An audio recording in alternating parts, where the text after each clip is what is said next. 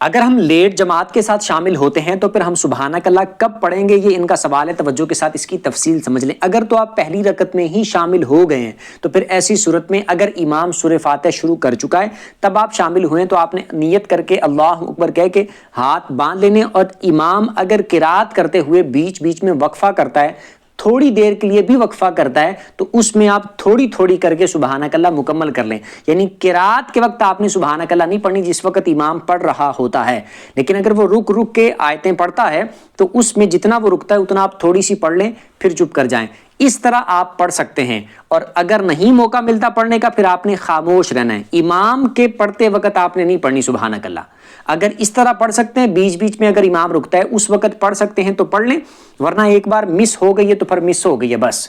امام سورہ فاتحہ پڑھ رہا ہے آپ توجہ سے سنیں، امام سورت پڑھ رہا ہے آپ توجہ سے سنیں، پھر آپ چھوڑ دیں، پھر آپ نے نہیں پڑھنی۔ اور اگر آپ دوسری تیسری چوتھی رکعت میں شامل ہوئے ہیں، آپ کی رکعتیں مس ہو گئی ہیں، تو جب آپ نے اٹھ کے اپنی رکعتیں پڑھنی ہیں اس وقت آپ نے سبحانک اللہ اٹھ کے پڑھ لینی ہے۔ کچھ سیکھنے کو ملا ہو کمنٹ میں بتا دیجیے گا، اور ثواب کی نیت سے دوسروں کے ساتھ شیئر بھی کر دیجیے گا۔